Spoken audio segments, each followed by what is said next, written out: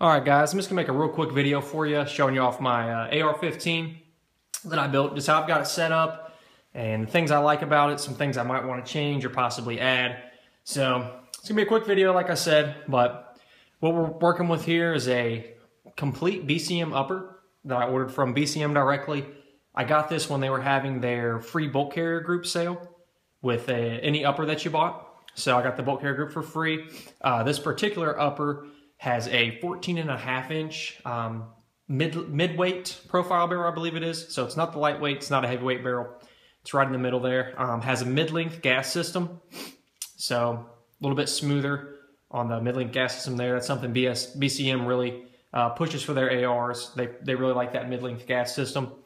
On the end, we're running the BCM Comp Mod 1. So in order for this to be a non-NFA upper, the comp here, if you guys can see that, is pin and welded. So it's a 14.5 inch barrel, and the fact that that's pinned on takes it to the 16-inch legal limit. So, and then as I said before, we have the BCM bolt carrier group in there. So that was a really good deal. I believe right now they're still running that free bolt carrier group with any upper that you buy from them, but I've heard sources saying that it's getting ready to go away. So by the time I get to post this video up, it might be over with. But run over to bcm.com, see if that deal is still going on, because really good company. They make excellent quality firearms. I'm by no means anyone that was ex-military, and I don't run my rifle every week or anything like that. But all the guys that I respect their opinions about firearms, they all say BCM is pretty much the best bang for your buck out there. So that's the upper receiver that I've got. Oh, also didn't mention, this is the 13-inch KMR key mod rail. So I really like that. My previous AR had a Troy VTAC Alpha rail, which is a slim rail as well. It's not a quad rail either. And I thought that was really light and really slim, but this rail is even lighter and it's even thinner in profile. I use kind of the thumb over bore Costa Magpul method of shooting, and whenever you're shooting like that, you can really tell this is a very, very slim rail. So great deal on the upper there. While we're talking about the upper, I guess we'll just continue on that that topic. So these are the Magpul MBUS sights. I didn't really care for them too much when I first got them, but they're growing on me. It's a really inexpensive sight. So I believe I got the pair for around 65, 70 bucks for the set. So it's a nice way to get a decent set of backup sights without spending a lot of money.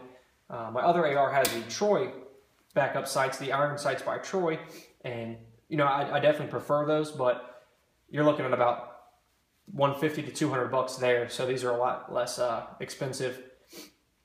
And then we'll go with the optic that I'm running on here. This actually isn't an Aimpoint T1. I'd like to get one of those, but this is actually the Primary Arms MD-80S. So this is kind of their answer to the Aimpoint T1. It's having the 50,000 hour battery life that the Aimpoint has. So that's awesome, and that's the reason I went with it. But it's about a third of the price of an Aimpoint T1. So a T1 you're looking at around 550, 600 bucks depending on where you get it from. This optic's 160 bucks from Primary Arms. So I really like the dot. I'll do a review on that dot in particular, the features it has on there. But for 160 bucks and you're getting that 50,000 hour battery life, I just had to go with that for that reason. And there was a review I was watching, and I pretty much agree with it. It's 90% of an Aimpoint T1 for for a third of the price. So 90% of a T1 for a third of the price. The mount that we have here is the American Defense quick detach mount. So let me flip this over here. It's got the quick detach lever on there, so you can just pop that off real quick. This is the Absolute Co-Witness mount. So I really like that mount as well. So if I want to take the optic off, I can take it off. And I haven't tested this personally, but all the reviews I've seen say that mount, it returns to zero whenever you remove it and you put it back on the rifle. So that's awesome there as well. Moving on to the lower, I wanted to be economical with my lower that I got here. To me, a lower is a lower.